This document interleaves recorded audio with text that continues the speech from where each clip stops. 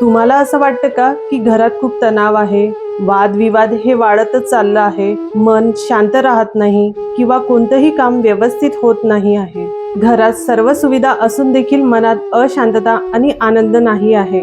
जर असं असेल तर मग हा व्हिडिओ शेवटपर्यंत नक्की बघा, कारण आपण आजच्या व्हिडिओमध्ये जाणून घेणार आहोत की घरातली निगेटिव्हिटी म्हणजेच नकारात्मक ऊर्जा दूर करण्यासाठी वैदिक शास्त्रामध्ये काय उपाय सांगितले आहे.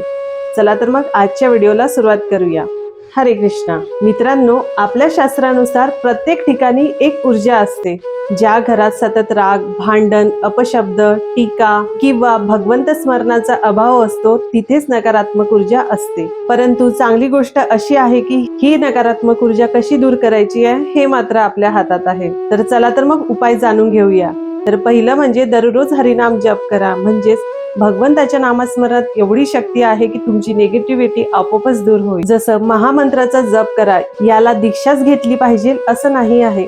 तुम्ही फक्त नामस्मरणाला सुरुवात करा. दररोज तुम्ही 10-15 मिनिटे या महामंत्राचा उच्चार केला तर तुमच्या घरातली निगेटिव्हिटी आपोआपच दूर होईल. दुसरा उपाय म्हणजे भगवंताची सकाळ सायंकाळ आरती करा. घरात सकाळ सायंकाळ दिवा लावून भगवंताची आरती करा. दिव्याच्या प्रकाशाने घरातला अंधार दूर होतो. त्याचप्रमाणे भक्तीचा प्रकाश मनातील आणि घरातली जी नकारात्मकता आहे ती दूर होते.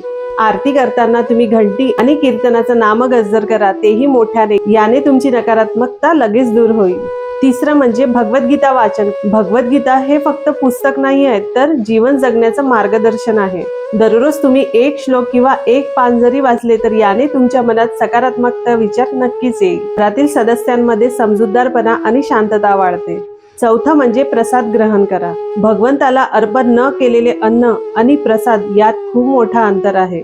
जेव्हा आपण प्रेमाने भगवंतासाठी काही बनवतो आणि ते भगवंताला अर्पण करतो तर त्याचं ते प्रसादामध्ये रूपांतर होते, आणि ते जेव्हा आपण ग्रहण करतो तर आपल्या मनात हळूहळू सकारात्मकता ऊर्जा वाढत जाते आणि शुद्ध मनामुळे घरातील वातावरण देखील शुद्ध व्हायला लागते. म्हणून सात्विक अन्नाचा नेहमी सेवन करा. पाचवं म्हणजे टीव्ही किंवा मोबाईल वरील नकारात्मक गोष्टी कमी करा. आजकाल आपण अनेकदा न कळत नकारात्मक बातम्या बघतो, वादविवाद किंवा हिंसक मनोरंजन पाहत असतो, आणि याचाच परिणाम आपल्या मनावर आणि घरातल्या वातावरणावर होतो. त्याऐवजी भक्तिमय भजन, कीर्तन किंवा भगवंताच्या कथा लीला ऐका. सहावं म्हणजे घरात भगवंताचं चित्र किंवा विग्रह ठेवा, कारण ज्या घरात भगवंताचे स्मरण होते तिथेच आध्यात्मिक वातावरण निर्माण होते. दररोज भगवंतांना छान छान भोग लावा, फूल फळ अर्पण करा आणि त्यांना प्रेमाने प्रार्थना करा. यामुळेच घरात शांतता, आनंद आणि सकारात्मकता येऊ शकते. म्हणून आजपासून यापैकी एक तरी उपाय करून बघा आणि काही दिवसातच तुम्ही स्वतः अनुभव कराल.